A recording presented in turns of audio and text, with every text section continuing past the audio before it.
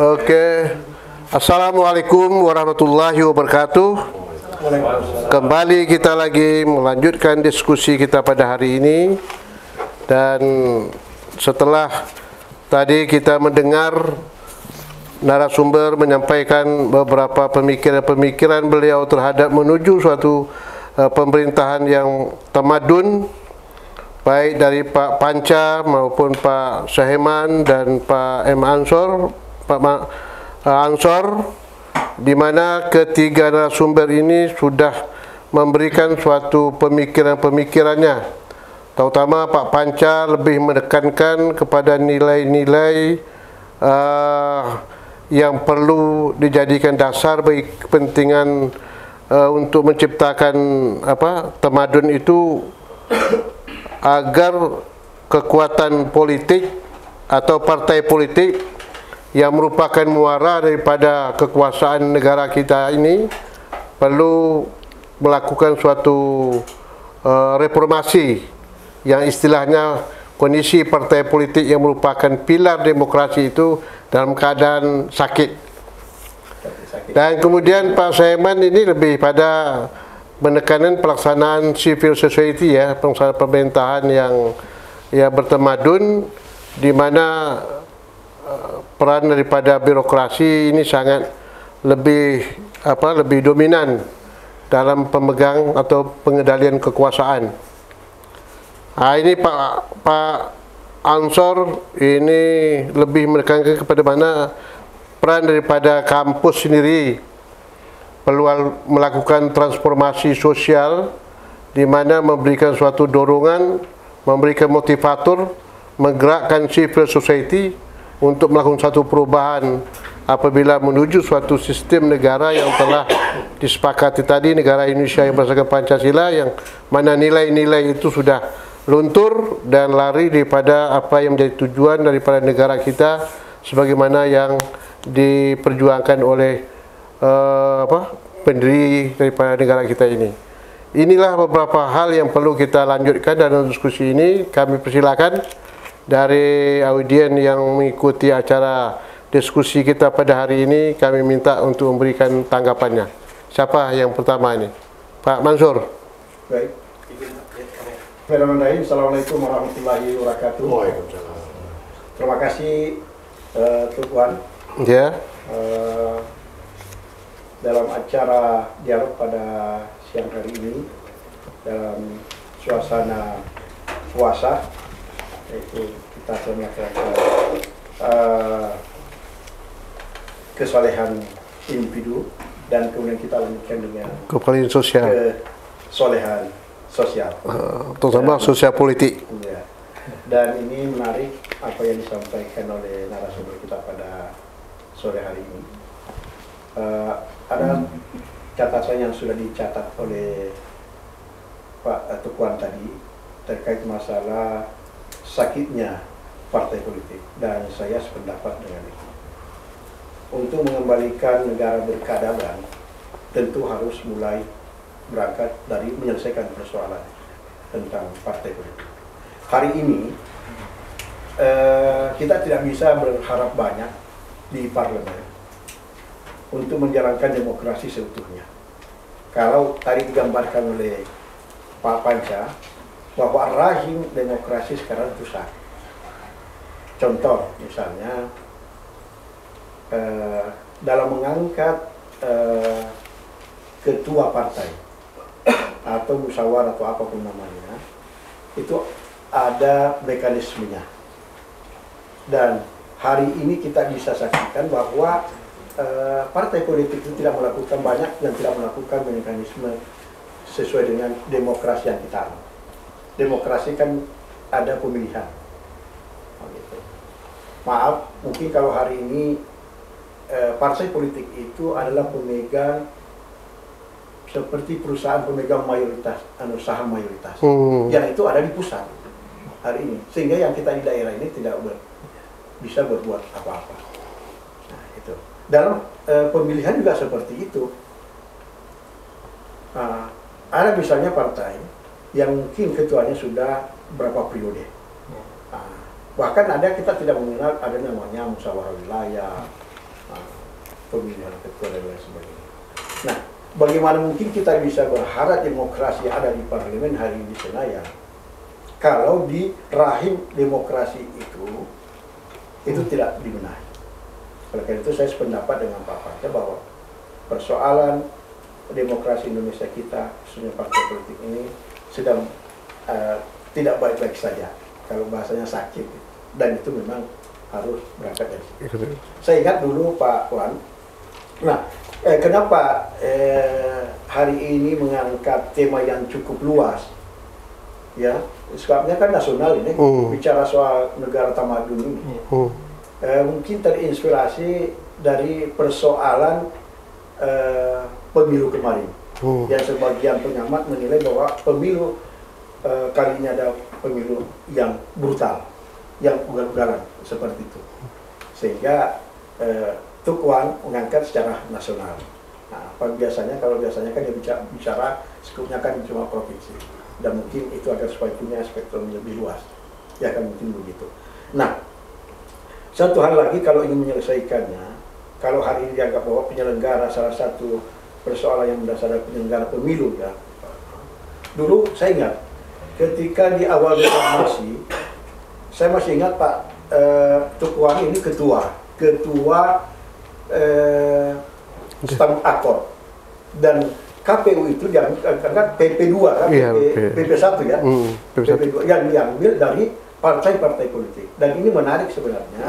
Nah, sehingga KPU tidak berdiri yang diangkat oleh ya memang dulu hari ini kita tahu bahwa diangkat oleh ada seleksinya, tapi saya pikir juga kita sudah pada tahu. Tapi yang menarik mungkin kalau bisa kita kembalikan seperti keterlibatan partai politik di dalam pemilihan pemilu.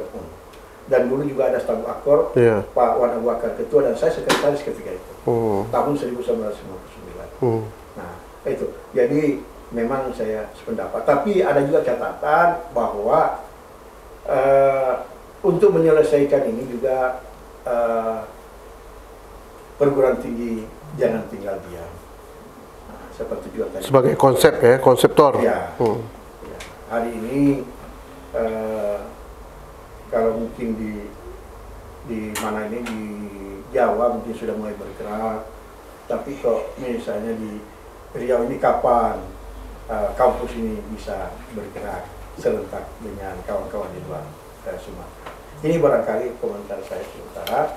Makasih. Assalamualaikum warahmatullahi wabarakatuh. Waalaikumsalam, luar biasa. Dan kita termin pertama 3 orang dulu ya. Ya, saya langsung. Pak, silakan Pak. Ya. Pak Hari. Terima kasih. Assalamualaikum warahmatullahi wabarakatuh. Saya melihatnya tadi disampaikan oleh Panca terkait dengan kepemimpinan tersandra. Tentu banyak sependapat lain demikian. Ya, terlihatkan bahwa banyak orang-orang partai yang terlibat, katakanlah di KKN-nya, ya KKN apakah itu korupsi, kolusi atau nepotismenya.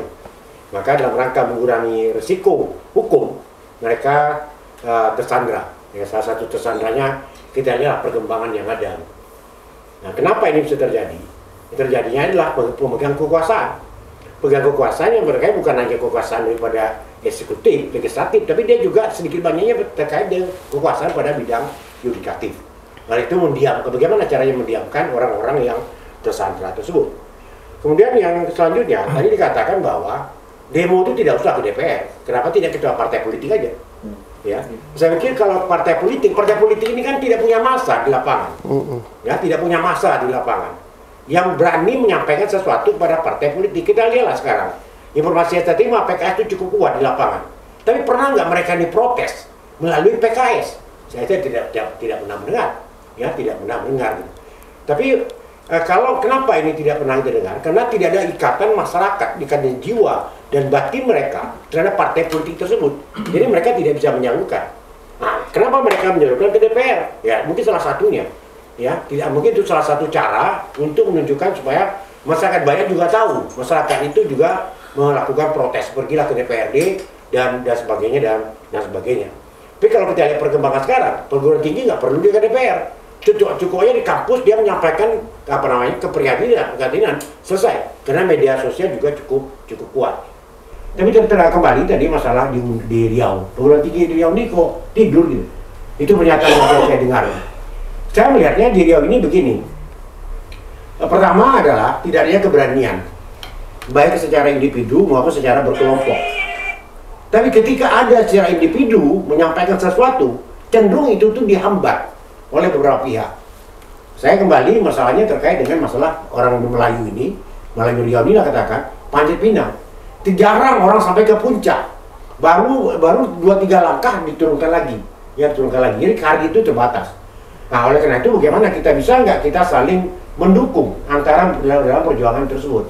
Kalau tidak akan mendukung fakta di lapangan, diam saja gitu ya, diam saja. Biarkan mereka itu bergerak. Itu mungkin ya sekarang bagaimana caranya? Kemudian juga meningkatkan bagaimana masyarakat diperkuat. Nah, saya pikir masyarakat diperkuat ini kan perlu pengetahuan nih, ilmu pengetahuan masyarakat itu yang perlu kita perluas. Nah, dalam rangka untuk memperluas pengetahuan masyarakat atau keberanian para masyarakat, ini kan butuh waktu. Yang butuh waktu satu, kemudian yang kedua, siapa yang akan menyampaikan? Ya, kalau disampaikan pada partai politik, kita lihat kondisi pada hari ini.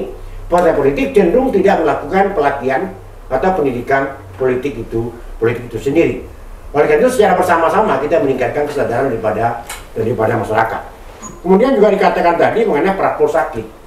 Kita kan tidak berani mengatakan parpol itu sakit kalau tidak tahu sakitnya apa.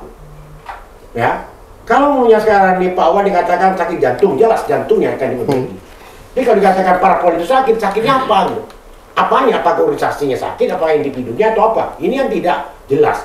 Itu kadang-kadang pernyataan dari orang-orang yang memberikan gambaran luas saja, tapi tidak jelas, tidak pasti yang disampaikannya apa. Saya kembali kepada masalah peran kampus. Ini ya kampus di Riau ini. Saya melihatnya rektor juga tidak punya ngomong di Riau ini. Ya, tapi kalau kita lihat di tempat lain, ya setidaknya rektor itu ngomong lah, ya ngomong. Walaupun di ITB sekarang agak berbeda dengan masalahnya KPU, ya rektor di ITB kan juga mundur sekarang, kesannya mundur. Tapi pemuda-pemuda kita, saya pikir bukan pada hari ini. Pada tahun 80-an pun saya juga merasakan demikian. Jadi bukan sekarang. Dari 80-an saya merasakan tidak ada keberanian para dosen untuk menyampaikan pemikiran lepas sedemikian rupa. Kenapa? Ada rasa ketakutan, tidak percaya diri. Kenapa tidak percaya diri? Tidak ada dukungan. Ya, tidak ada dukungan. Kenapa? Contohnya kita lihat gini, ketika ada sesuatu orang lakukan begini, waktu banyak cerita di luar. Ya, banyak cerita di luar yang cenderungnya adalah menghambat. Ya, dan itu adalah menghambat. Itu mungkin pikiran saya terkait dengan apa yang disampaikan tadi. Ya, walaupun ini temanya luas, ya saya pikir untuk tingkat awal, saya pikir untuk masuk ke ruang global, saya pikir tidak ada masalah. Sekaligus menikmati ruang baru daripada tumpuan channel.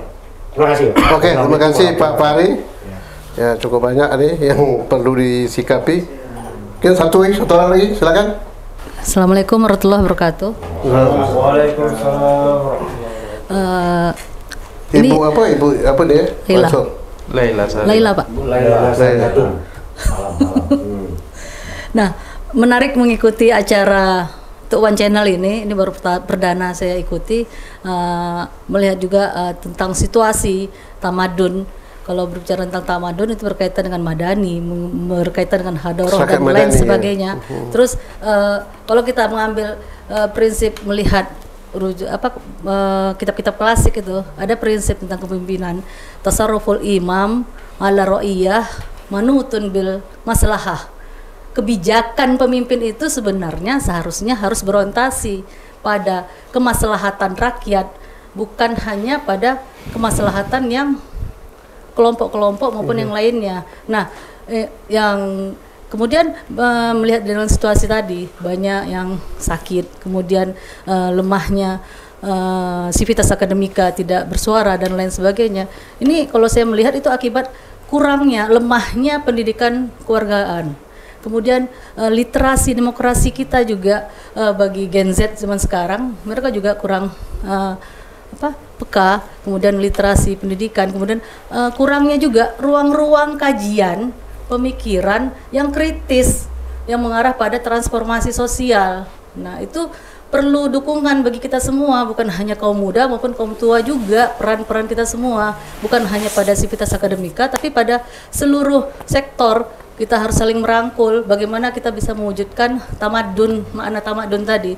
Kalau enggak ya seperti kata Gus Dur, perdamaian tanpa keadilan, perdamaian tanpa kemaslahatan itu hanya sebuah ilusi. Padahal kalau kita tarik lagi sejarah peradaban Islam pada abad 9, pada abad 13 yang ketika itu pada peradaban dinasti Abbasiyah itu kan sudah muncul itu Baitul Hikmah yang ada di Baghdad tadi, yang merupakan pusat laboratorium banyak cetak generasi ilmuwan muslim. Nah, kenapa kok umat muslim sendiri surut gitu loh, mundur? Bukan hanya muslim, tapi banyak hal, apalagi kita rakyat Melayu ini yang identik dengan agama dan lain sebagainya. Nah, kalau kita tarik lagi ke atas itu, cita-cita harapan sang holik Tuhan Allah itu kan menginginkan umatnya, makhluknya itu ya baldatun toibah warabun ghafur, sama seperti yang funding folder kita cita-citakan. Nah, ayo kita mari, jangan sampai kita mundur, jangan sampai cita-cita itu nggak bisa kita realisasikan gitu loh.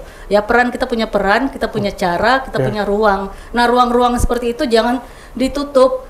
Ruang-ruang seperti itu jangan ketika anak muda ingin bersuara, ketika para sivitas akademika ingin bersuara tapi dibungkam dalam cara-cara, banyak cara. Nah, ya mari kita untuk melihat ke depan bagaimana bisa menciptakan tamadun tadi. Kalau enggak ya tadi hanya sebagai ilusi saja, hanya sebagai cita-cita gemilang dan lain-lain itu hanya ilusi belaka yang hanya mimpi besar tapi nggak ada prakteknya. Ada kenyataannya tidak terlalu. Apalagi kalau kita lihat lagi hasil pemilihan pilkada kemarin, pemilu kemarin, itu kan banyak proses-proses politik itu karena kita lemahnya pendidikan keluargaan,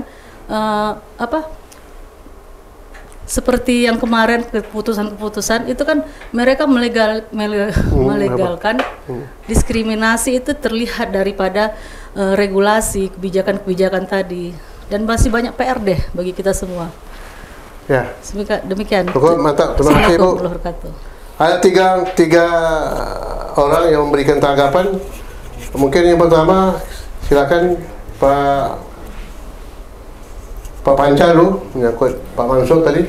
Silakan Pak Panca. Baik, terima kasih. Saya langsung Bapak mencatat itu semua kali ya, jadi saya tidak mengulangi lagi. Iya.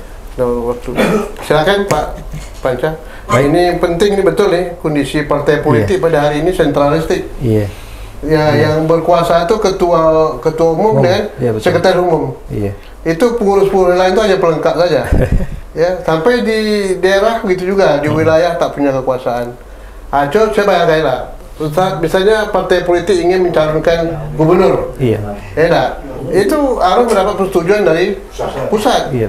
Mau kan kewenangan pada wilayah sebetulnya. Iya. Karena wilayah lebih tahu kan. Iya. Inilah yang terjadi pada hari ini. Oleh itu perlu ditinjau balik kondisi struktur partai politik. Silakan. Baik, terima kasih Tok Wan.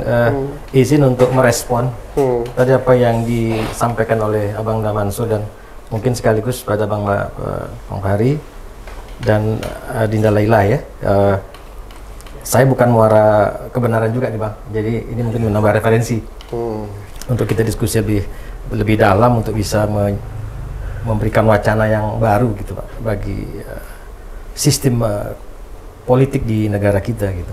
Saya pikir menarik tadi yang Pak Mansur sampaikan di awal itu bahwa ada tesis yang mengatakan bahwa partai itu sakit.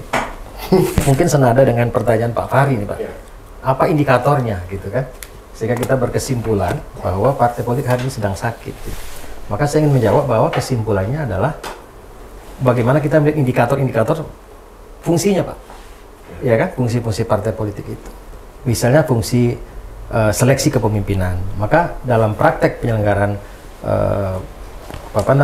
pemilu misalnya, apakah pilpres atau pileg, kita bisa lihat seberapa orang yang ditawarkan gitu, orang yang didorong dan sebagainya.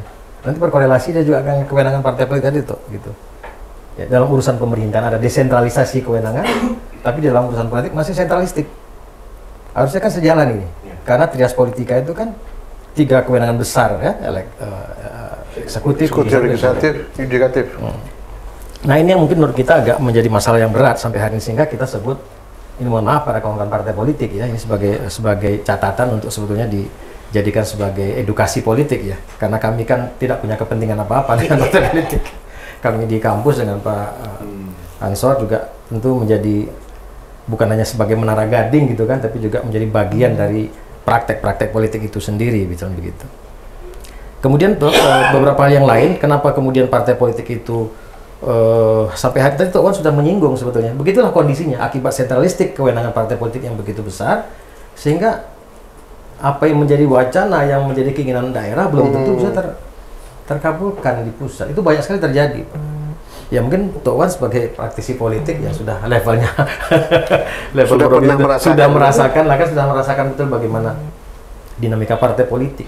Jangankan dengan partai yang lain berbentuk koalisi, di internal partai sendiri pun bisa tidak ada kejelasan. Dulu saya ingat kasus ketika Pak Mambang Mit, Ketua Partai Demokrat, ternyata rekomendasi DPP bukan Pak Mambang Mit, misalnya Pak Ahmad misalnya begitu. Ini kan realitas bagaimana partai politik di daerah tersandera gitu. Banyak hal yang lain Pak, sentralistik yang lain. Kalau kewenangan-kewenangan yang lain seperti misalnya kita terbelenggu oleh bagaimana pusat begitu kuat memainkan sentralistiknya kan pada saat tahun 85 itu misalnya. Ketika pilihan gubernur misalnya kan, ketika Pak siapa namanya Pak Ismail Suko almarhum menang di pemilu di DPR, tapi kemudian dia mau tidak mau dianulir oleh pusat. Begitulah kira-kira arogansi pusat. Nah ini sekarang masih terjadi sampai hari ini gitu kan. Nah mungkin karena itu maka kita perlu melihat instrumen-instrumen pendukung termasuk orang-orangnya. Tadi lembaga pengawas pemilu juga begitu ya Pak Mansur. Kita ini kan kayak struktur tapi miskin fungsi kira-kira gitu Pak. Lembaga pengawas dibuat, independen dibuat. Tapi saya juga mengatakan walaupun saya menjadi bagian dari tim seleksi penyelenggara pemilu misalnya, pernah menjadi ketua tim seleksi Bawaslu, KPU segala macam, tetapi dalam praktek tugas-tugas mereka gitu ya, saya meyakini gitu ada intervensi kepentingan politik. Ya gitu ya. Tapi mungkin ini secara politik tentu pembuktiannya berbeda dengan ya. Jadi kalau dikatakan ada misalnya kecurangan dan sebagainya, itu kan bagian dari pembacaan politik ya kan, dari pengamat melihat bagaimana proses-proses politik tidak berjalan sesuai dengan koridornya gitu. Maka itulah sebabnya maka kemudian kita menjadi negara yang secara struktur dan aturan banyak sekali kan Dok. Tapi dalam praktek itu tadi yang saya sebut di awal tadi political will gitu, bahwa pengendali kekuasaan tidak memiliki kebijaksanaan untuk mengambil solusi kemudian. Nah dia berlawanan pula dalam kondisi yang sama dengan badan yang sama tapi dalam kepentingan yang berbeda ketika kekuasaan terus dipertahankan juga gitu. Nah gitu. Jadi akhirnya mungkin kita bicara soal tamadun tadi yang Dinda Laila sampaikan segala macam, mungkin ini mimpi yang belum sampai itu ya, belum diwujudkan gitu. Artinya dari awal kita memiliki cita-cita yang sama dalam mendirikan negara, tapi dalam prakteknya kita mengalami banyak sekali carut marutnya begitu. Termasuk kami tadi yang Pak Ansor katakan bahwa kampus ini kan seolah bahasa saya tersandar aja. Kalau di kampus-kampus negeri hari ini kan rektor, saham rektor itu kan berapa puluh persen itu milik kementerian. Untuk menentukan ya. Iya kan? Dari aspek politik kepentingan pasti ada kepentingan yang dia tawarkan gitu. Ya kan, bahwa rektor ini menjadi rektor tentu punya komitmen-komitmen politik. Nah itulah yang menurut saya mungkin kenapa banyak rektor di Riau termasuk, saya katakan begitu aja ya. Bahkan kami di kampus swasta sekalipun yang rektornya dipilih oleh Senat yang ada kepentingan, dia tersandera juga gitu. Tersandera juga gitu. Kopertas oke ya, ada Kementerian Agama kan. Kalau kita ya mungkin yang di PAI-nya saya segala macam. Tapi itu tadi tuh kondisinya seperti itu. Sehingga bagaimana cara memperbaiki itu tentu kita mesti harus ya tadi itu ya, menyadarkan diri secara kolektif gitu ya. Ini kan kalau kita bicara iyalah orang kampus bercakap, coba kalau awak megang kekuasaan, kelakuan awak lebih parah dari yang berkuasa. Ada game itu selalu dibangun, sehingga praktek-praktek untuk mencari satu kebenaran yang hakiki itu menjadi mimpi aja yang tak pernah tersampaikan gitu. Itu mungkin saya yang bisa saya jawab, mungkin nanti Pak Imran bisa melengkapi ya. Nah kalau sekarang rektor ya mungkin rektornya Bang, recreation and tour gitu kan, pergi kemana-mana kan, dengan memanfaatkan fasilitas, jumpa sana jumpa sini, balik ke kita dilarang segala macam gitu, dan geliat itu terasa sekali memang berkurang tuh. Tapi bisa juga ini berubah alamnya gitu. Ketika dulu zaman kita mahasiswa, kami menghadap kami mahasiswa dia udah di DPR, di kantor, masih kantor lama sini. Dari mana dek? Dari Jogja. Tuh ada tuh, kayak dia tuh. Nah, awak jumpa sama dia, komisi D ya, begitu itulah. Jadi zaman itu begitu apa ya, begitu semangatnya kita hadir. Nah, hari ini mungkin karena digitalisasi sudah masuk ke ranah-ranah kehidupan sosial, sehingga kenapa demonstrasi itu sekarang sudah kurang dilihat secara faktual. Tetap jalan, kritik-kritik sosial tetap jalan. Tetapi mungkin media-media sosial itu berpengaruh besar terhadap perubahan sikap pemerintah. Banyak sekali Pak, memang. Itu tidak kita pungkiri gitu. Nah, itulah mungkin yang bisa kita sampaikan di hadapan Bapak Ibu kawan-kawan kita sekalian terkait dengan yang tadi Pak Fahri sampaikan. Mungkin tadi ya, kalau indikator partai itu sakit, saya sampaikan itu lihat dari fungsi partai politik. Partai politik tak pernah menggunakan kewenangan artikulatifnya gitu, ya kan? Agregasinya gitu, mengumpulkan apa? Cobalah kita tanya sekarang, kan tak tahu. Karena partai politik juga hanya dimaknai sebagai kendaraan saja tuh, ya kan? Maka kita lihat banyak sekali calon kepala daerah, kita bicara, kata Pak Mansur tadi ya, kita bicara kedaerahan aja. Nanti aja lah, tunggu kita selesaikan secara adat, selesai nanti setelah itu kita tinggalkan. Dengan tidak bermaksud menunjuk muka seseorang gitu, tapi itu fakta seperti itu tuh ya, bahwa memang partai politik itu hanya kendaraan saja gitu. Alat kelengkapan mau tidak mau, suka tidak suka harus digunakan untuk mencapai mimpinya sebagai kepala daerah. Selepas itu selesai, gitu kan? Karena hampir mayoritas partai kita, saya sebut kalau kategori partai politik itu terdiri dari partai massa dan partai kader, ini partai massanya banyak sekali gitu, yang mendatangkan kader dengan janji yang macam-macam, ya kan? Nah, itu yang mesti harus dilakukan hari ini. Kemudian yang banyak hal lagi juga kita lihat, yang tadi Adinda Laila sampaikan itu saya setuju gitu ya, termasuk juga Gen Z yang kalau saya baca di data KPU itu Gen Z dan Gen milenial itu ada di angka 56% gitu, yang kalau kata Indonesian Institute 80% dari anak-anak kita ini buta politik. Mereka mengakses informasi politik tapi mereka tak punya pertimbangan politis untuk memilih dan tidak memilih gitu. Mereka 95% berbondong-bondong ke TPS. Ketika misalnya ditanya mengapa mereka memilih, perspektif mereka adalah perspektif kekinian gitu. Goyangnya enak di panggung, goyang-goyang gitu kan. Programnya kayaknya enak tuh, misalnya begitu-begitu kan, yang laptop begitu-begitu. Jadi rasanya yang sifatnya langsung bisa dirasakan oleh kepentingan mereka ini juga berbahaya kan. Karena apa? Karena tadi Pak, fungsi partai politik tidak berjalan. Saya tidak pernah mendengar ada partai politik yang hadir ke kampus-kampus. Ya kan, padahal itu tugas partai politik. Dan heran juga kalau ada rektor melarang partai politik datang ke kampus gitu kan. Atau mungkin dosennya yang terlibat dalam kegiatan partai politik. Harusnya kan kampus itu, apalagi kampus saya, kampus yang dibiayai oleh publik kan, bukan negara gitu. Jadi kebebasan itu harus betul-betul. Ya mungkin sama dengan Kakanda Fahri lah. Ya, orang-orang yang lahir sebagai orang-orang pergerakan itu kan kayak gitu. Keras dan itu tradisi berorganisasi pada zaman kita dibentuk dulu kan. Tapi hari ini generasi kita memang generasi yang lemah, karena memang padahal bonus demografi itu berbanding lurus nanti dengan cita-cita Indonesia Emas 2045 itu.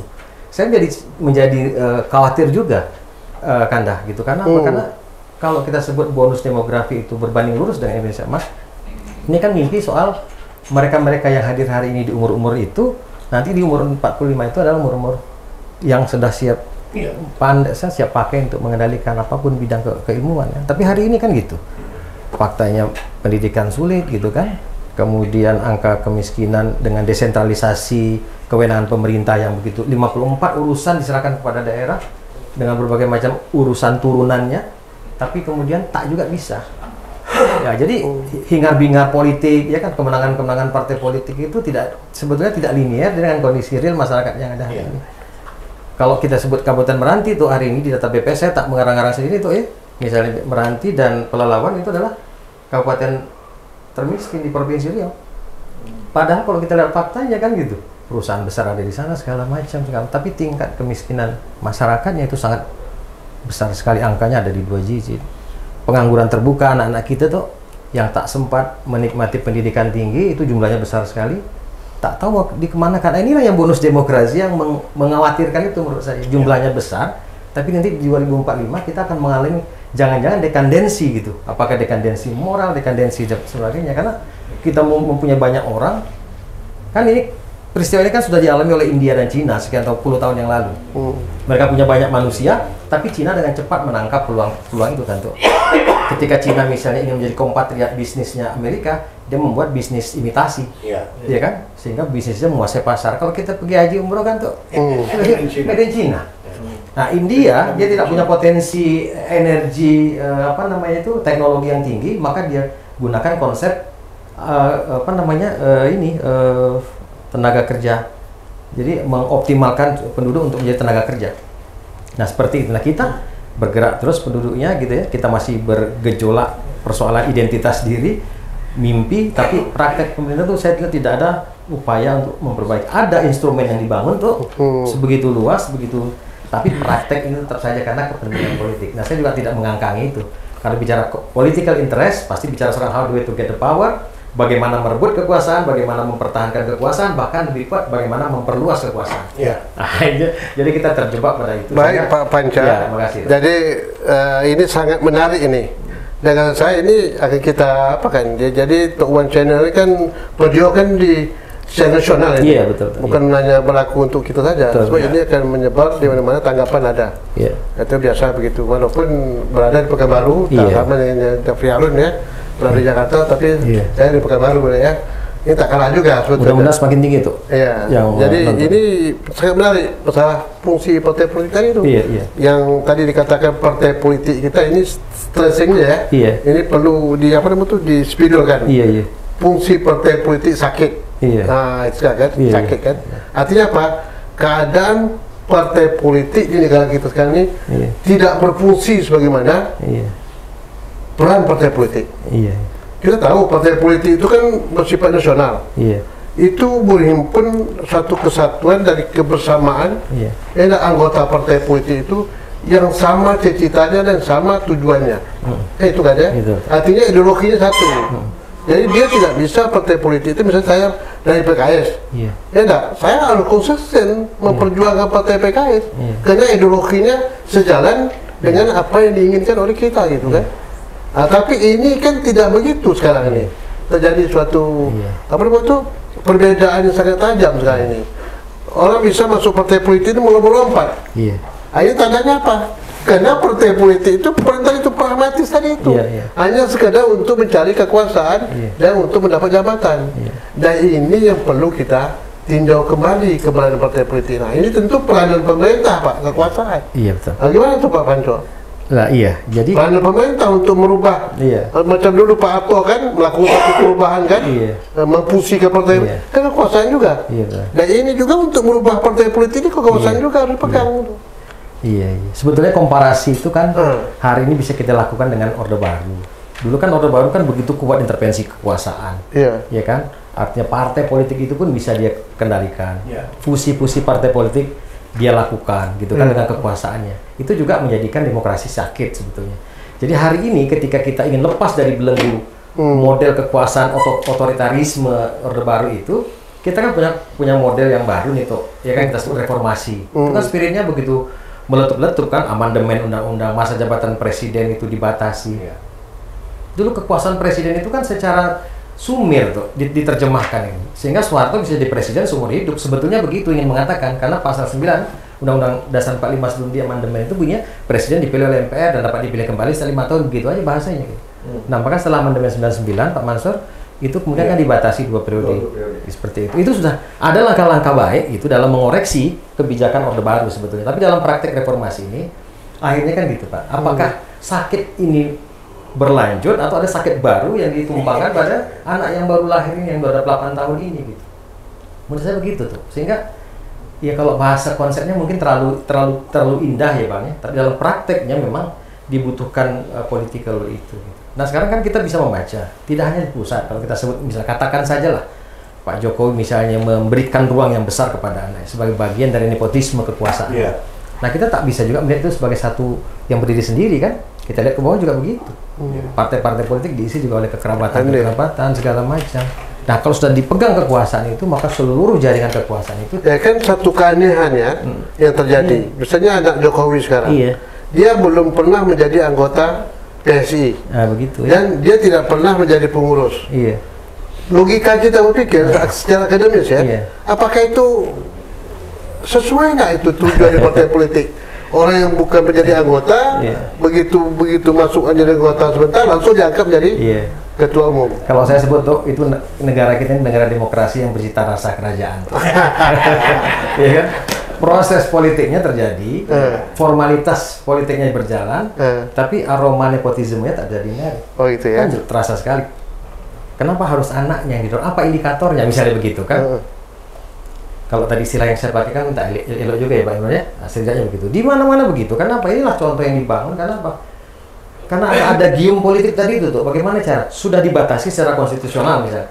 Presiden SBY kan tak bisa selesai. Tapi kan ada upaya untuk menjadi 3 periode yang dilakukan. Upaya seperti itulah ya kekuasaan. Itu lezat sekali gitu. Kalau ditanya, saya tanya dengan kawan bupati, Pak Bupati apa enaknya jadi bupati ini? 10% enaknya, yang 90% enak sekali gitu. Awak kira tak sedap, rupanya enak sekali. Oke, selesai. Kemudian Pak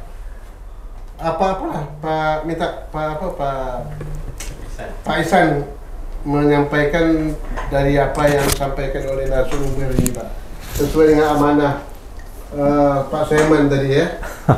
Dulu ini tak boleh, tapi itu silakan. Ya. Silakan. Baik, makasih Tok Wan, Bapak dan Ibu semua. Makasih atas kesempatannya. Senang bisa hadir di acara Tok Wan Channel ini. Ya, itu ada sengat-sengatnya. Ya,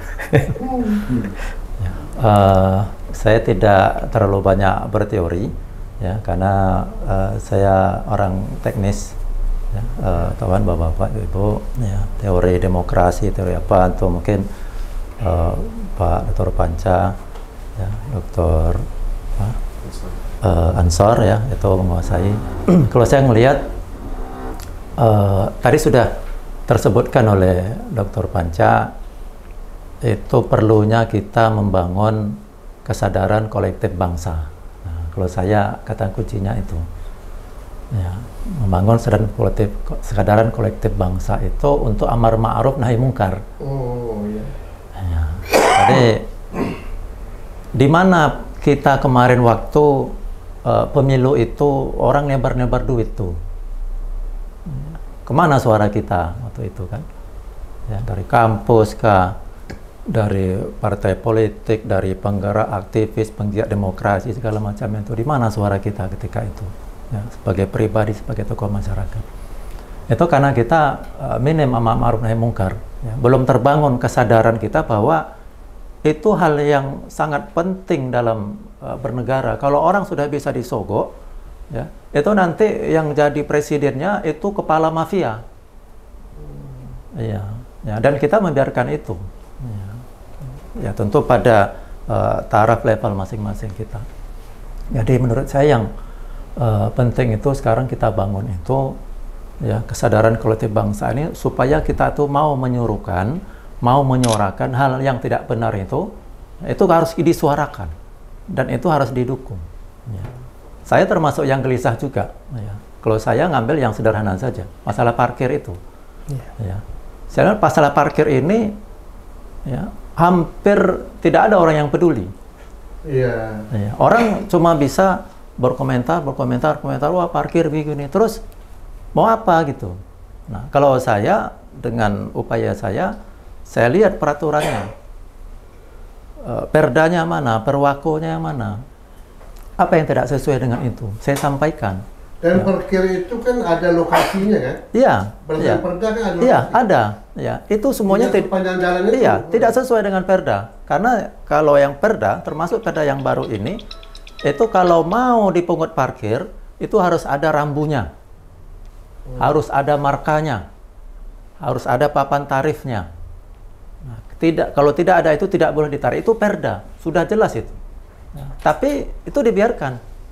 Nah, masyarakat pun menimbang. Nah, masyarakat pun tidak diajarkan haknya, tidak diajarkan apa yang yang haknya dia, yang tidak boleh orang mengut parkir tempat itu, masyarakat juga tidak. Nah, hal-hal yang kecil seperti itu menurut saya itu harus kita suarakan terus. Itu baru persoalan parkir ya, belum lagi persoalan penyelenggaraan kenegaraan.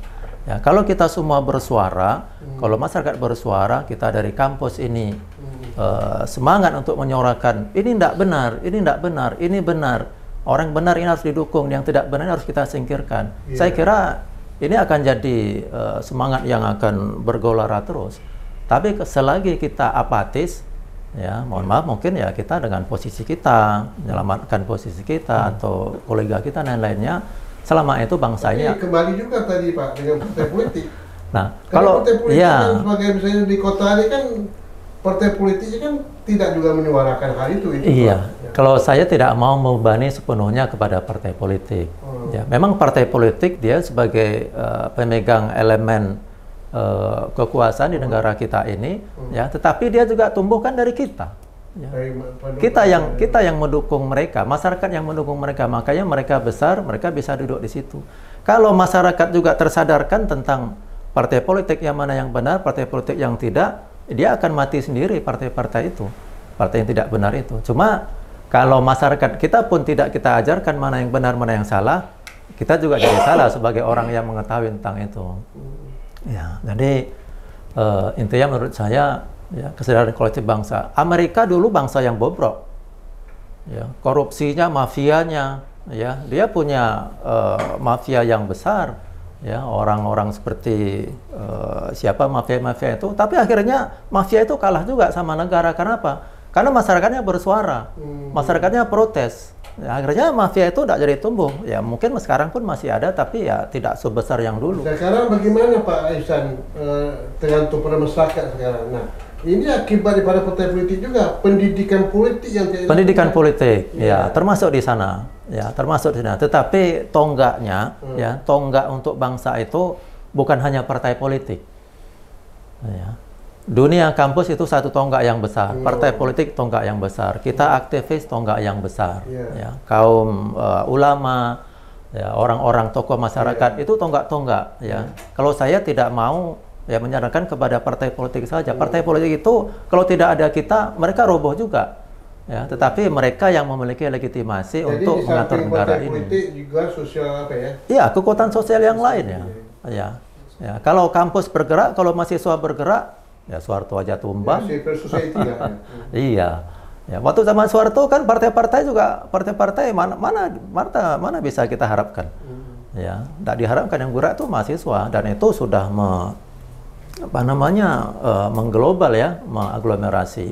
Ya, jadi kalau saya kira ini kita menunggu momentum yang tepat, ya, untuk supaya semua roda gigi kita ini, ya, menyatu dengan kecepatan yang sama. Nah, tetapi kalau masing-masing roda gigi itu hanya berputar sendiri-sendiri, ya kayak gini terus, ya, kita berputar, belum ada kesadaran yang kolektif, kesadaran bersama, ya, untuk menghapus ini yang tidak benar ini, ya. Nah, tapi ya walau bagaimanapun yang benar itu harus disuarakan, ya, yang salah itu juga harus disuarakan, ya, dan kita harus bersamaan untuk itu. Ya. Itu menurut saya itu, Pak Wan. Itu ya, terima kasih Pak Ihsan, luar biasa ini. Ini Pak Ansor ini luar biasa Pak. Ini jauh betul kita nih menuju Tamadun ya Pak. Karena sudah meraut kondisi bangsa kita ini ya. Jadi bagaimana solusi yang harus kita selesaikan Pak? Dari mana kita mulai dulu? Coba Pak Mansur Pak, ini kan momen waktu sekarang ini kan masih ada waktu ini didengar oleh masyarakat luas supaya masyarakat sadar. Rupanya selama ini masyarakat ini menganggap ya aman-aman saja ya. Tetapi ada hal yang perlu didukung untuk perjuangan ini ke depan. Silakan. Ya, saya sepakat dengan diskusi-diskusi sebelumnya bahwa kita perlu penguatan di kelembagaan politik kita untuk mengatasi itu salah satunya. Kemudian juga penguatan kapasitas masyarakat sipil kita itu perlu ini dan berbagai aspeknya.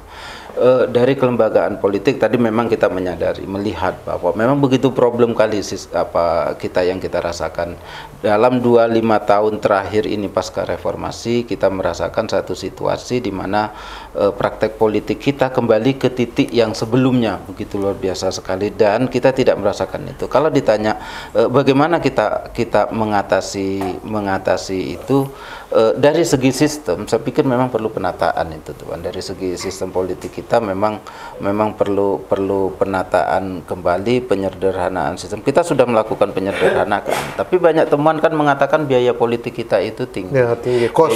Biaya politik dalam sistem politik kita, berdasarkan sistem politik kita itu memang tinggi. Yang itu berdampak melahirkan ya praktek-praktek yang seperti ini, perdagangan politik segala macam.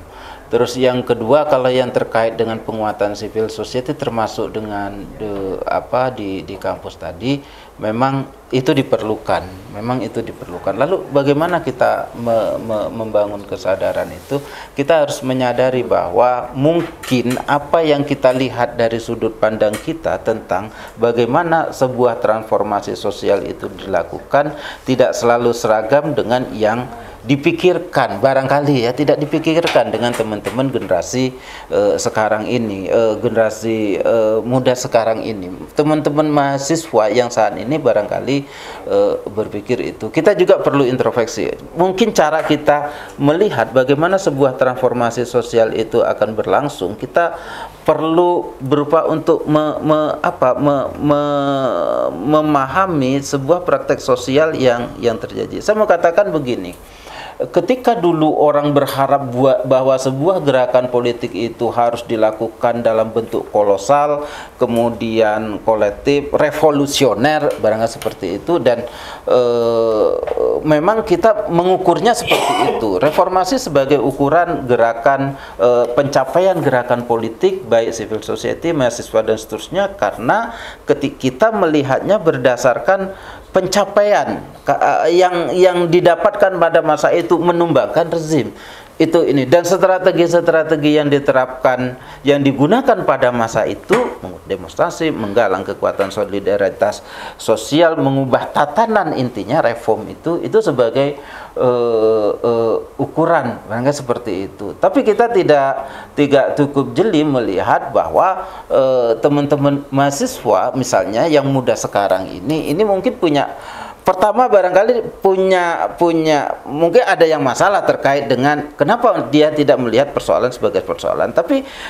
ada juga barangkali kita perlu melihat bahwa mereka punya cara pandang, mungkin strategi yang berbeda dalam soal bagaimana memikirkan Indonesia ini, mewujudkan gerakan Indonesia ke depan yang lebih baik, dan cara yang mereka tempuh juga barangkali tidak selalu linier dengan apa yang kita pikirkan. Misalnya saya mau katakan gini, ketika gerakan-gerakan itu diukur sebagai sebuah pencapaian revolusioner, ada satu nama yang cukup penting dalam teoritis gerakan sosial itu, dia asal Iran, Asef Bayat, tapi dia di Amerika, itu katakan bahwa satu gerakan yang tidak terorganisir, tidak terkonsolidasi, bisa jadi dia berdiri sendiri, tetapi percayalah bahwa ada satu kesadaran tentang apa itu kebaikan, dan kelompok-kelompok itu bergerak, berpikir dalam mencapai kebaikan, mungkin dalam definisi yang berbeda dengan apa yang kita pikirkan. Saya berhusnuzon untuk sebagian ya, untuk pada model gerakan di kampus saat ini yang diam, tapi itu sebagian kecil untuk ruang saya berhusnuzon. Tapi hal lain yang perlu kita pikirkan adalah bahwa satu yang berlangsung, proses produksi gagasan, proses transformasi sosial yang berlangsung di kampus kita memang sedang ada masalah. Itu kita harus, memang sedang ada masalah. Kita merasakan bahwa tidak ada diskusi kritis tentang apa yang terjadi di negara ini di tingkat mahasiswa. Kemudian kelompok-kelompok kecil diskusi. Kalau kita mau rinci lagi, kita ini kan buka kondisi kampus ini. Kalau dulu kita berharap bahwa gerakan aktivis-aktivis itu, aktivis partai, aktivis civil society, kelompok keagamaan dan seterusnya itu dikader oleh diskusi-diskusi kecil yang ada di kampus. Dan kelompok-kelompok kecil itulah yang ini, dan kita membaca sejarah gerakan sosial juga lahir dari diskusi-diskusi kecil.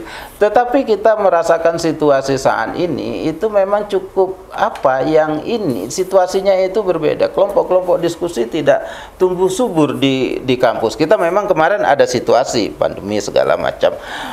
Tetapi itu kan sudah berlangsung lama diskusi-diskusi kritis, produksi gagasan. Jadi itu satu persoalan. Materialisme dialektis itu nggak jalan, kira-kira kayak gitu kalau Hegelian bilang. Tapi itu juga kita tidak sepenuhnya bisa keadaan itu. Kita sebagai masyarakat juga apatis dengan situasi kampus. Kita melihat kampus sebagai kelompok sosial yang terisolasi sendiri dengan budayanya, dengan subkulturnya, dan termasuk lemahnya produksi gagasan-gagasan kritis dari dunia kampus. Kita cuek aja gitu, kita abaikan karena percaya kampus itu sendiri. Nah, kampus yang terisolasi dari masyarakat ini juga berkontribusi menjadi kampus tidak tersadarkan bahwa mereka tidak sedang berjalan di arah yang tepat untuk situasi ini. Dan kita nggak protes misalnya kampus itu tertutup bagi masyarakat. Ada kampus tertutup misalnya, katakanlah hal sederhana teknis. Apakah kampus itu masyarakat bisa masuk secara enjoy ke lingkungan kampus? Atau tidak? Itu satu problem. Membangun ruang imajiner tentang sekat antara dunia kampus dengan ini, dan masyarakat menjadi tidak terkontrol. Jadi itu yang saya maksudkan, kita perlu bertindak ketika kampus menutup diri dengan dari masyarakat. Jadi kalau ditanya strateginya seperti apa, saya berpikir itu tadi, Tuan. Jadi perbaikan sistem, kita taat konstitusi, kita membangun kesadaran bahwa kita bernegara ini punya konstitusi seperti sampaikan Bang Ihsan tadi, dan sedetail-detailnya kita harus taat itu.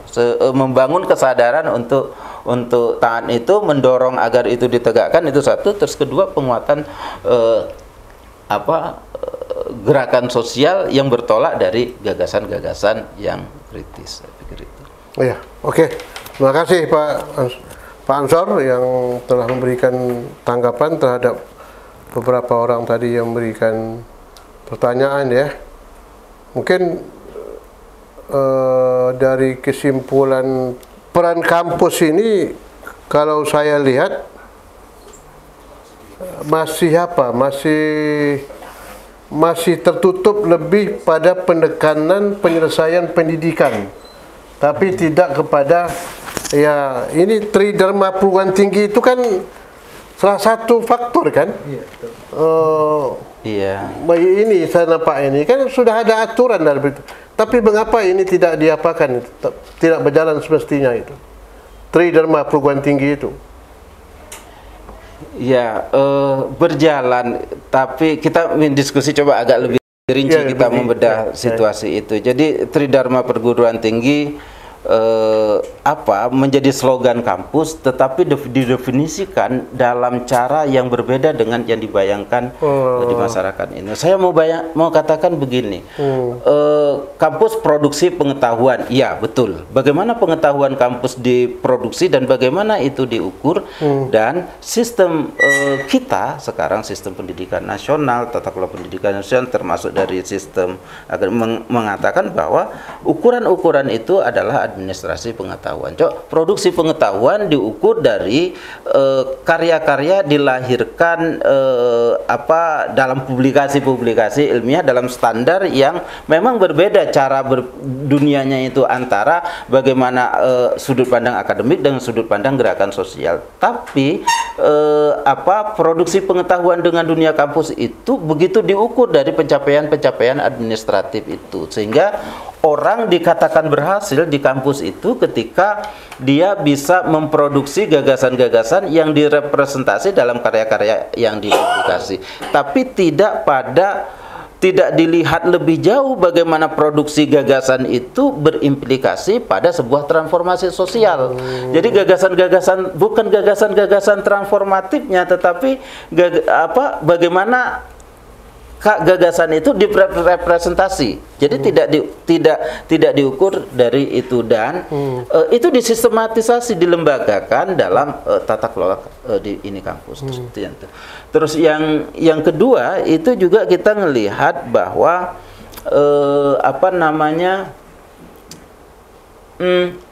sistem Tridharma dalam aspek pengabdian tadi, karya-karya pengabdian kita melihat mendorong masyarakat pada satu kesadaran kritis sebagai ukuran, katakanlah itu kita melihat itu sebagai sebuah ukuran. Tetapi kita menyaksikan belakangan itu ukuran untuk itu diadministrasi sekali. Orang dikatakan melakukan Tridharma ini, ukurannya itu adalah mempublikasi pengalaman melakukan pengabdian itu itu dalam karya-karya jurnal ilmiah pengabdian yang tidak terukur, itu jurnalnya tidak terukur kali. Jadi laporan itu ada foto-fotonya dibuat laporan, dipublikasikan dalam sistem akademik yang tidak terukur sama sekali, dan itu sebagai ukuran pencapaian. Dan sistem kampus itu menjadikan itu sebagai indikator, dan ini dampaknya luar biasa sekali dalam dalam soal bagaimana kampus bisa berperan dalam sebuah transformasi sosial, karena dalam praktek birokrasi pendidikan kita itu tidak melihat pencapaian transformasi sosial sebagai ukuran. Bukan itu ukurannya, Tuan. Ukurannya ialah ketika saya punya foto yang diindikasi sebagai sebuah kegiatan, itu dijadikan laporan yang dipublikasi segala macam.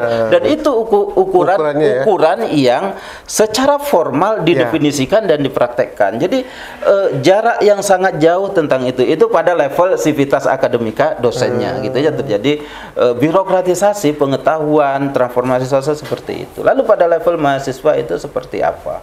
Pada level gerakan mahasiswa juga saya melihat peran penggerak di situ, dosen itu juga punya peran penting, dan mahasiswa juga punya ini sendiri. Jadi produksi gagasan kritis di lingkungan mahasiswa, kelompok diskusi kecil, kemudian bagaimana mereka bisa punya kesadaran kritis yang aktif, nanti itu tidak begitu difasilitasi di kampus yang disebut tadi sebagai pemilihan rektor, kemudian oleh menteri, kemudian itu juga yang merupakan kepanjangan tangan, bisa jadi partai, bisa jadi ormas. Di tingkat mahasiswa proses itu juga tidak memperkuat praktek demokrasi kita. Pemilihan pimpinan kampus itu tidak mendorong pada penguatan praktek demokrasi. Bayangkan mahasiswa itu dipilih ditunjuk, saat ini tidak mengalami proses asah gagasan untuk menjadi pemimpin, karena dia ditunjuk oleh pimpinan, oleh rektor. Terus kemudian ruang bagi mereka untuk mengekspresikan kesadaran-kesadaran kritis juga tidak dibuka sepenuhnya, tidak difasilitasi sepenuhnya oleh kampus. Entah itu karena satu sistem yang tidak memberi tempat tumbuh suburnya gagasan-gagasan kritis, entah itu bahkan ancaman-ancaman bagi munculnya generasi itu berkontribusi besar terhadap ini. Saya membayangkan begini, kalau dalam 5 tahun 10 tahun ini produk-produk kampus itu adalah orang-orang yang seperti itu, bayangkan yang disebut sebagai Indonesia emas itu akan dikendalikan Indonesia itu oleh kerangka berpikir orang dengan kerangka pikir seperti apa, itu yang sedang kita rasakan. Makanya kita harus apakan. Dan ini gini Pak, itu dulu kan aktivitas kampus itu luar biasa, baik organisasi intra maupun ekstra ya. Kalau zaman dulu kan ada Dewan Mahasiswa, ada Senat Mahasiswa ya. Sekarang mungkin tak lagi kan ada BEM ya, Badan Eksekutif Mahasiswa ya. Nah itu sebetulnya apakah ini juga ditentukan oleh oleh rektor itu? Ya. Jadi artinya inisiatif dan kreativitas daripada badan eksekutif apabila mereka ingin menyampaikan suatu aspirasi harus minta izin dengan rektor dulu. Proses birokrasi di kampus menempatkan pimpinan kampus itu menentukan terhadap apa yang akan dilakukan oleh mahasiswa. Terus kemudian juga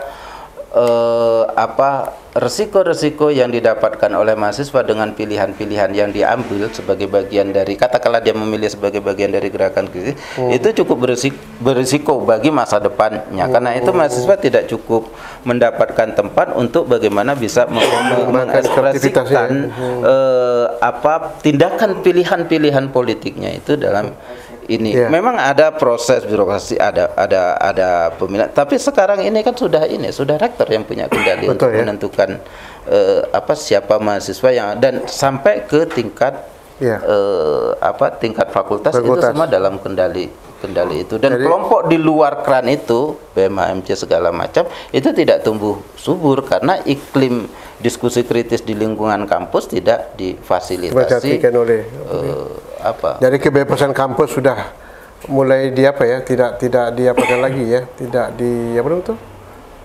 tidak dijalankan bagaimana mestinya. Silakan. Ya. Ya.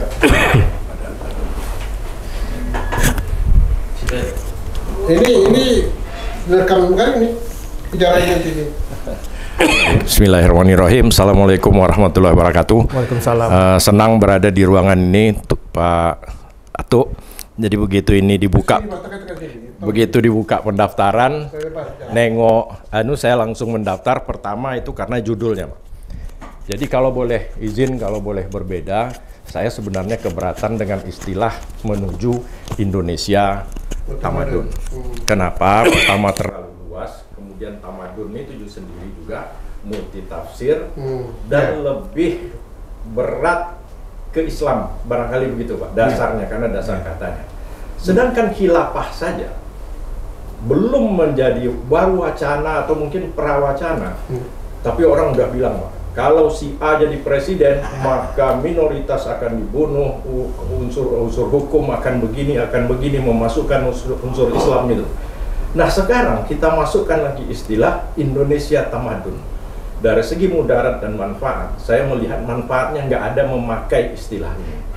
Saya melihat 3 orang narasumber, saya cek satu-satu, 3 orang ini dari UNRI, dari UIR, dari UIN dengan latar belakang yang sama, kemudian tampil seperti tadi. Apa yang mau kita tanya ke narasumber yang saling asih, saling itulah tamadun yang sebenarnya kalau menurut saya Pak Datuk. Jadi saling mendukung. Tidak enak kalau membantah, padahal saya yakin mungkin Pak Ansor ada yang tidak sepakat dengan pendapat Pak Saiman tadi atau dengan Pak Panca. Tapi memang itulah yang tamadun. Kalau bisalah negara ini dibangun dengan cara seperti ini, atau minimal Melayu, Riau nih kita buat seperti itu, insya Allah mudah-mudahan mungkin akan lebih baik. Mana contoh tamadun tadi yang satu lagi yang jelas-jelas kita lihat di ruangan ini? Sikap beliau tadi, itulah tamadun. Saya yakin dia tak benci dengan Pak Iksan. Pak Iksan ini kawan saya, Pak Hari kawan saya. Tapi yang benar itu benar. Bagaimana mungkin seorang Pak Saiman bisa digantikan dengan seorang Dr. Iksan? Sama-sama doktor, tapi beda. Saya juga, cuman saya tidak setamadun beliau. Saya, oh iyalah, dia doktor, awak insinyur cuman, gitu loh Pak. Tapi itulah tamadun, berani menyatakan. Nah, apa yang kita bicarakan satu hari ini, saya rasa putar-putar di situ tuh. Saya sama beliau, saya teknik, saya tidak orang politik, saya tidak, tapi saya kemarin mencoba maju di DPD RI, DPD, sampai verifikasi faktual pertama, saya sudah share di Facebook, di media sosial saya, bahwa ini bukan dunia saya. Saya sudah share itu. Kenapa? Karena begitu bobrok, saya nggak mungkin ceritakan detail karena proses masih berlanjut, sedang berlanjut. Nanti ini konflik of interest atau mengganggu kepada kawan lain, tapi suatu saat nanti demi perbaikan, barangkali bisa kita coba. Tapi kesimpulan seorang saya, Ikhwanul Ihsan itu, selesai verifikasi faktual pertama, saya langsung share di Facebook saya, di Instagram saya, bahwa ini bukan dunia saya. Kenapa? Karena kita calonnya dipaksa berdosa, dipaksa berbuat salah oleh sistem aturan yang ada. Nah, di mana posisi bapak-bapak doktor-doktor ini, profesor-profesor tadi, di mana posisinya? KTP anak kandung saya Pak, itu mendukung dipakai oleh salah satu calon yang lain. Coba bayangkan. Macam mana mungkin? Tapi itu kejadian, kita bisa cek kan? Ada aplikasinya kan? Ketika ini akan kita proses, maka Bawaslu bilang harus dibuktikan di pengadilan. Siapa yang mau ngurus itu sampai ke pengadilan Pak?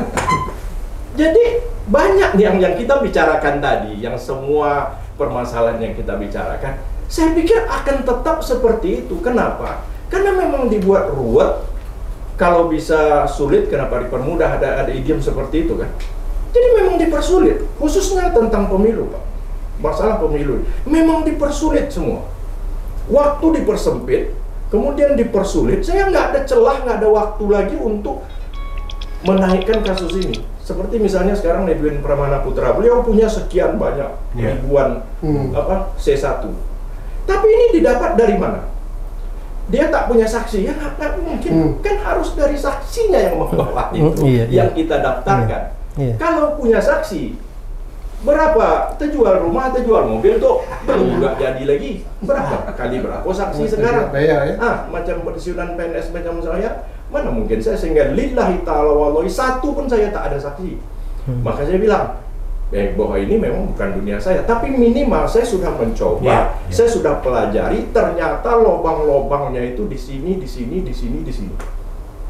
Dan ketika pertemuan terakhir dengan Bawaslu, dengan KPU, dengan Kapolda, dengan Kajati, kami calon diundang, saya sampaikan, seandainya saya terpilih jadi anggota DPD RI, maka yang pertama kali saya lakukan adalah merubah sistem, proses, dan mekanisme pemilihan DPD. Saya nggak ngomong partai karena saya nggak tahu persisnya bagaimana, tapi takkan jauh berbeda. Nah, permasalahan utama adalah bapak-bapak narasumber, kita semua rakyat Indonesia dengan segala lapisan sekarang bermain di zona nyaman. Kita nggak mau keluar dari zona nyaman ini. Cobalah kita lihat siapa. Kita nggak mau mencoba keluar. Zona nyaman itu adalah selain Pak Fahri Yasin yang ada di ruangan ini. Kita bermain di zona nyaman. Hanya beliau yang berani teriak, kalau dia maju saya keluar. Maka kesimpulan yang saya coba sampaikan, yang ingin saya sampaikan adalah, dengan kondisi seperti ini, Indonesia butuh seorang Tan Malaka baru. Hanya dia yang berani mendobrak, menyatakan tidak setuju. Kalau dia tidak dipakai, maka dia berseberangan. Kalau dia mau, mungkin Presiden Indonesia Tan Malaka. Ketika Syahrir menyuruh seorang Tan, ayo proklamasikan, dia nggak mau. Kenapa? Karena seorang Soekarno dan Hatta masih ingin berunding, tunggu dulu. Kita apa yang mau kita tunggu sekarang nih, Pak? Ayo kita bertanya. Apa yang mau kita tunggu? Mohon maaf dalam tanda kutip, seandainya saya nggak mau sebut nama, seandainya si A dari 3 calon ini, siapapun dari calon ini, siapapun dari calon presiden yang 3, yakin nggak mampu membawa perubahan Indonesia secepatnya 5 tahun dengan kondisi yang seperti saat ini. Jadi saya pikir nggak ada, sangat sulit. Ini proses sedang berjalan. Jadi etis. Kesimpulannya Ya. bukan tidak mungkin yang duduk 4 orang itu bisa juga suara yang... Saya tidak mau menyampaikan itu, Pak. Saya hanya menyampaikan waktu di Bawaslu, di KPU, harusnya yang duduk sebagai DPD ini adalah mantan gubernur, mantan bupati 2 periode, mantan rektor. Tapi dengan sistem dan proses yang ada, orang-orang ini takkan duduk tuh. Tidak akan duduk. Dan kita nggak mampu membilang siapa yang salah. Tak bisa. Salah itu dah salah semua. Jadi kesalahan itu pada strukturnya. Oke, mungkin ini jangan diapakan ya. Ini Nanti diedit aja. Nanti bisa diseleksi balik. Mungkin demikian saja. Atau ada yang lain? Apa? Hah? Nah. Tadi saya sangat tertarik tadi dengan Ibu apa tadi ini? Ibu Laila ini ya. Memang betul pemimpin itu pemimpin itu ditentukan cerminannya oleh masyarakat sendiri. Ya, Bu, gitu ya. Jadi masyarakat menentukan. Kalau kondisi masyarakat yang sekarang tadi Bapak bilang pragmatis, ya pemimpin juga pragmatis. Jadi untuk merubah keadaan ini kata saya Pak Panca dan untuk di Riau ini ke depan saya sangat tertarik, yaitu kita memerlukan pemimpin yang revolusioner dan bisa membawa suatu perubahan keadaan masyarakat kita ke depan ini. Dan ini juga bukan provinsi, juga termasuk kabupaten kota. Nah, kita lihat sekarang di Riau ini ya, antara gubernur dengan bupati itu kan tidak sejalan itu. Karena tergantung kepada partainya. Karena partai provinsi nanti mendukung lain, partai kabupaten kota. Jadi kesemuanya ini saya sangat sulit dari mana kita akan menyelesaikan masalah ini. Ya, oleh karena itu saya ini tolong dibawa kaji di kampus lah, ya, sehingga ada masukan-masukan perombakan perubahan yang akan terjadi di Riau ini ke depan. Dan kita ingin gubernur Riau ini gubernur yang betul-betul berbenteng di hati masyarakat Riau sendiri. bukan sebaliknya itu. Kalau Bapak katakan tadi Riau merupakan daerah Melayu, justru karena itu harus orang Melayu dan yang mengerti dengan nilai-nilai kebudayaan Melayu itu sendiri. Kalau itu kan debatable nanti. Itu enggak. Ini kita terus terang saja. Karena Riau merupakan daerah tamadun Melayu. Nah, kalau bicara Melayu di Riau itu Siak Sri Indrapura. Nah, kembali lagi kan? Makin lebih debat. Makin lebih tebal lagi ya. Jadi ini yang harus kita ungkapkan secara terang menerang bahwa memang menjadi figur seorang pemimpin itu tidak mudah, tergantung kepada kondisi masyarakat kita. Kalau masyarakat Riau begini juga, ya begitu juga presiden kita sekarang kan, karena kondisi masyarakat juga.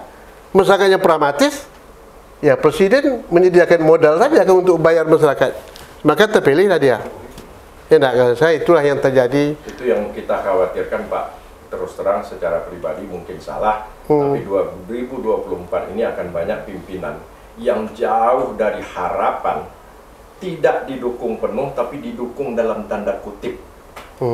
Itu yang bisa menyelusup, tahu-tahu jadi calon tapi menang. Ini yang menjadi kegundahan tersendiri lah Pak. Oleh karena itu untuk Kota Pekanbaru ini memang kita siapkan Pak Ihsan lah ya, bisa merubah kondisi. Mungkin demikian saja, atau ada yang lain Pak apa? Hah? Cukup? Ya, Assalamualaikum warahmatullahi wabarakatuh. Terima kasih atas kesempatannya para senior-senior, bapak-bapak pemerhati tokoh Riau lah, saya kira. Karena memang saya lahir di generasi hari ini, Pak. Memang beberapa hal yang saya sempat dengar, cermati dari pernyataan pendapat dari Pak Dr. Panca, Pak Ansor, ada beberapa hal yang memang sependapat. Memang kondisi hari ini, baik itu misalkan tadi kenapa rektor hari ini tidak bersuara, khususnya di kampus negeri di Riau, karena peran penetapan itu ada di kementerian, salah satunya untuk putusan penetapan rektor. Pemilihan presiden mahasiswa ataupun kaderisasi di kampus, saya termasuk aktif di kaderisasi di perkaderan HMI, Pak.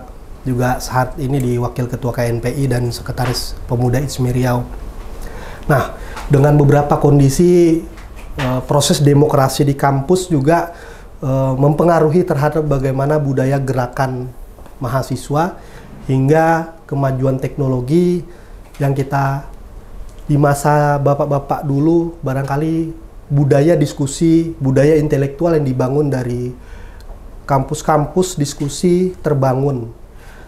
Budaya diskusi di sekretariat-sekretariat itu terbangun. Kalau hari ini terbangun pun ada, cuma lebih banyak nuansa budaya di warung kopi ini lebih berjalan di generasi hari ini.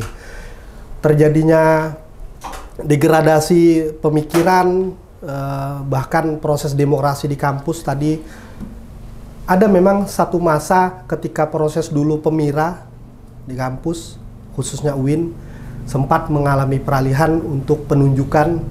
Hingga kemarin saya beberapa adik-adik presiden, calon-calon presiden mahasiswa ataupun yang di kampus sempat bertanya dengan saya, sistem hari ini pemilihan Pak, kita tidak penunjukan lagi, tapi kebetulan saya ngajar juga di kampus Pak, di Prodi Ilmu Administrasi Negara UIN Suskaryau. Mereka dipilih berdasarkan sistem seperti kongres, ya, delegasi dari himpunan mahasiswa jurusan. Itu kalau di UIN. Kemarin sempat juga ke UIR, sampai di kampus tertentu, kampus swasta, terpilih pun presiden mahasiswa tapi tidak disahkan oleh kampus. Itu ada oleh rektor itu ada di salah satu kampus swasta di sini. Karena memang pertarungan presiden mahasiswa di kampus saya termasuk mengikuti lah Pak, karena kaderisasi di kampus saya termasuk coba berkomunikasi dengan adik-adik aktivis di kampus sampai hari ini. Jadi memang budaya intelektual itu berkurang dikarenakan kemajuan teknologi. Ya, tadi ada pendapat dari Pak Panca juga, banyak mereka tahu tentang informasi politik, Tapi hakikat memahami bagaimana berdialektika, berpolitik sebagaimana idealnya secara teori, ini terpengaruh dengan pandangan-pandangan di media sosial.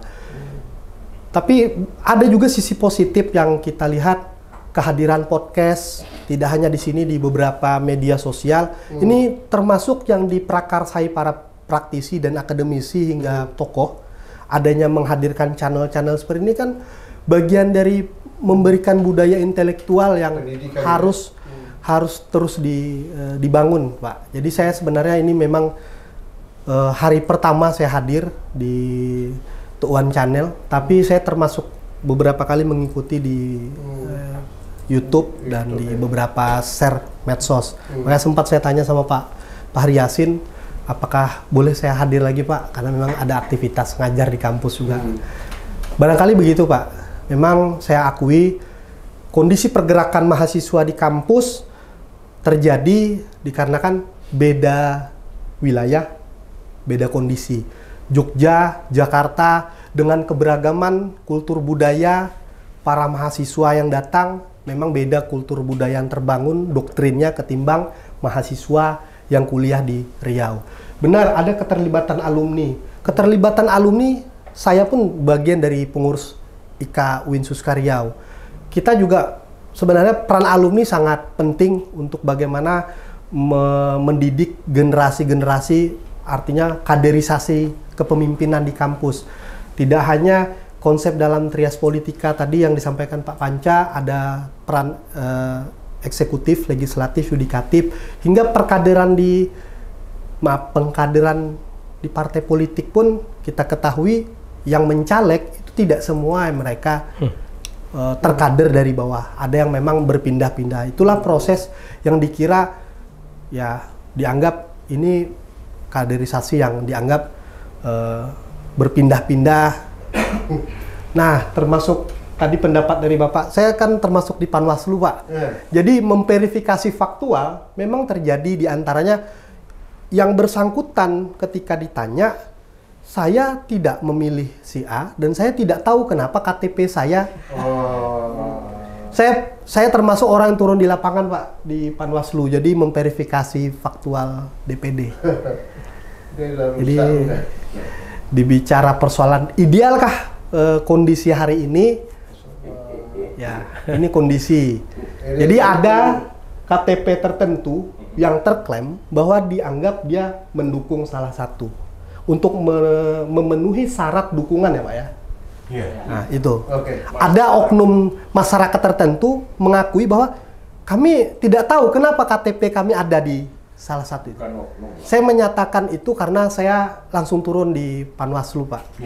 Mengawasi kerja PPS di kawasan Rimau Panjang. Itulah kira-kira, Pak. Mengenai kampus itu. Mungkin bisa sedikit ya. Jadi saya lihat begini. Kenapa kampus kita ini banyak yang diam gitu ya. Kita lihat sekarang UGM itu kenapa bisa mereka tuh ngomong. Mungkin rektornya tidak akan ngomong. Tapi orang lingkarannya juga ngomong gitu. Tentu ketika orang lingkaran ini ngomong dengan rektor pura-pura tidak tahu saja, tapi mereka bergerak. Intinya sekarang, semasih orang fakultas, orang universitas, masih orang-orang biasa saja. Saya pikir ya beginilah kampus kita. Tapi kalau punya pimpinan, apakah itu rektor atau dekan dan sebagainya, orang pergerakan, saya pikir ini akan menarik. Dia akan menarik, walaupun tidak akan disetujui. Ya ada juga orang pergerakan megang jabatan pimpinan, itu hanya bertahan hanya sekian bulan, sekian tahun, itu juga terjadi. Tapi saya pikir untuk merubahnya ya memang, saya pikir orang pergerakan bisa duduk, bisa pimpinan, saya pikir itu akan membantu kampus. Tapi yang kedua, memperbanyak orang pergerakan di dalam kampus. Kita lihat aja sekarang, siapakah yang membina pergerakan di kampus? Antara lain adalah HMI. Sekarang bagaimana? Apakah HMI melakukan gerakan atau tidak? Sejauh mana gerakannya? Seperti kami lah kita lihat sekarang, sejauh mana kami bergeraknya bagaimana? Yang dilihat gerakannya sekarang, ya kita lihat sekarang. Jadi saya pikir juga untuk merubah kondisi kampus, saya pikir ya memang butuh waktu yang lama gitu. Itu yang pertama. Kemudian yang kedua terkait tadi dengan masalah pengabdian masyarakat. Kalau saya berpendapat bahwa Para dosen sekarang itu sibuk Pak dalam rangka untuk meraih jabatan tertinggi, katakanlah profesor. Ya, karena ada beban lain, ya ada beban lain. Pertama, apakah dari pendidikan, apakah dari penelitian, apakah dari pengabdian pada masyarakat. Ini kecenderungannya begitu.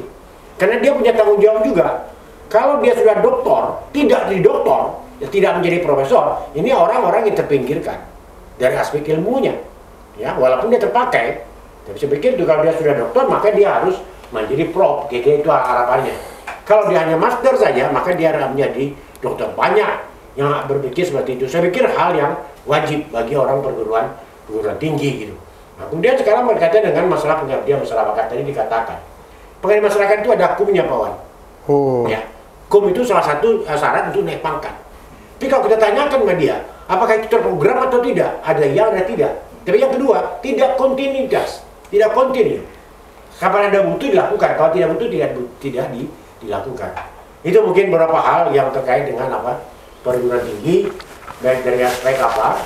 Dan yang sekarang ini ada satu hal lagi kemarin saya diskusikan dengan siapa, Rektor UIR. Intinya begini, intinya adalah terkait dengan masalah hasil-hasil penelitian daripada lembaga penelitian, katakanlah perguruan tinggi maupun lembaga penelitian. Ya, yang diharapkan adalah ketika penelitiannya terjadi, maka akan menjadi sumber ekonomi, Pak. Sumber ekonomi. Kenyataannya tidak demikian. Sekarang banyak para dosen yang punya paten, tapi paten itu bisa nggak diperjualbelikan? Itu juga dipertanyakan. Ya, dipertanyakan. Nah, kenapa siapa ini bisa maju, Amerika bisa maju, orangnya sederhana bisa maju, orang terkaya dunia? Yang kita baca daripada yang disajikan itu adalah mereka memanfaatkan teknologi yang dibisniskan. Aneh kiranya kita Indonesia tidak punya handphone. Aneh kiranya. Apakah tidak bisa orang Indonesia bikin handphone? Saya pikir bisa sekali. Tapi membisniskan handphone itu jadi masalah. Kemudian kontribusi daripada pemerintah. Korea Selatan yang saya dengar, Samsung, itu pemerintah turun tangan. Pernyataan pemerintah itu begini. Bukan seperti pernyataan dari Presiden. Mobil SMK, bukan itu masalahnya. Dibohongi lagi. Sudah ada pemesanan sekitar 600.000 mobil SMK. Nyatanya kan 0,0. Tapi ini kira-kira kemajuan kita tanpa didukung oleh pemerintah, saya pikir juga agak sulit. Ya. Jadi juga pemerintah itu bukan kepentingan sebagai listrik motor pakai listrik, bukan itu sudah ada kepentingan lain. Tapi betul pengusaha yang berkembang, ya, pengusaha yang berkembang. Itu mungkin Pak Wan. Ya, terima kasih banyak Pak. Luar biasa. Jadi cukup luas masalah yang kita bahas hari ini ya. Mungkin ambil stressing dari dua narasumber ini lah, silakan. Dari tanggapan yang kedua tadi, silakan. Kata penutup lah. Ya. Closing statement ya. Ya, sebelum closing statement kita nggak bisa buka. Oke, baik teman yang saya hormati, kawan-kawan sekalian yang hadir dalam channel Talk One ini. Mungkin kata akhir yang bisa saya sampaikan adalah bahwa bentuk negara, sistem pemerintahan itu sudah sebuah kesepakatan politik bangsa. Ya, kan? Kalau boleh kita memilih, kenapa kita tidak memilih negara kerajaan misalnya? Karena negara kerajaan yang tidak, artinya negara monarki absolut sekalipun gitu, kayak Arab Saudi yang tak punya parlemen, tapi masyarakatnya sejahtera gitu. Kan gitu persoalannya. Tapi ini sebuah pilihan politik, di amandemen di undang-undang juga tidak boleh dirubah bahwa itu landasan negara kita. Maka hari ini saya kira yang Abang tadi sampaikan, saya kira itu bagus ya sebagai wacana kritis. Tapi saya ingin mengatakan bahwa itu harus terus dihidupkan. Karena dari kampus, dari mana-mana, tidak hanya partai politik sebetulnya, Pak. Karena infrastruktur itu ada kelompok kepentingan, ada kelompok penekan, ada kelompok penekan, ada kelompok kepentingannya, semuanya berkontribusi dia terhadap peningkatnya nilai-nilai demokrasi. Amerika bahkan 2 abad yang lalu masih slavery, negara perbudakan. Artinya orang-orang kulit hitam itu dipekerjakan sebagai. Amerika tidak punya presiden perempuan, tapi Indonesia punya presiden perempuan. Tapi tolak ukur kita adalah tolak ukur perspektif sebetulnya. Maka wacana ini terus harus kita gulirkan. Kritik-kritik yang kita bangun, baik kritik maupun otokritik pada kita di dunia kampus, itu pasti kita telan. Karena itu bagian dari, saya suka itu masukan-masukan baik yang bersifat sanjungan, karena itu bagian dari apresiasi, maupun dari kritik-kritik yang justru sebetulnya menjadi energi tambahan buat kita sebagai seorang akademisi di kampus. Karena kita tidak hanya menjadi seorang akademisi di kampus sebagai menara gading gitu kan, tapi juga kita menjadi terlibat dalam kegiatan sebagai apapun gitu. Paling tidak kita menjadi bagian dari generasi yang melakukan pelurusan terhadap agenda-agenda politik bangsa. Saya kira gitu. Terima kasih. Pak. Ya, terima kasih Tuan. Dan saya sungguh sangat banyak belajar dari proses kita diskusi ini, bahwa kita semakin mengetahui tentang bagaimana apa yang diinikan Indonesia sekarang.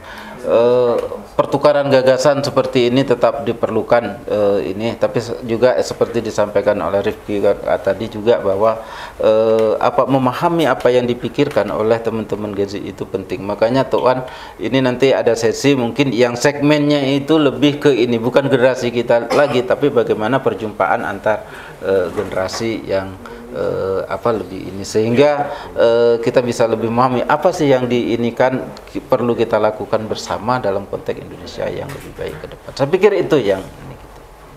Ya gitu ya. Baik. Saya ke depan lebih apa lagi nanti kita diskusi ya. Terutama melibatkan apa juga lah dari generasi apa tadi? Gen Z. Gen Z ya. Dan generasi Z. Dan juga ya milenial kita mungkin bersama-sama ya kita merubah mindset mereka dalam memahami media sosial ini. Sebab negara ini, bangsa ini akan terus regenerasi, akan proses terus kan. Kalau mereka tidak menyadarinya, mau jadi apa negara kita ini?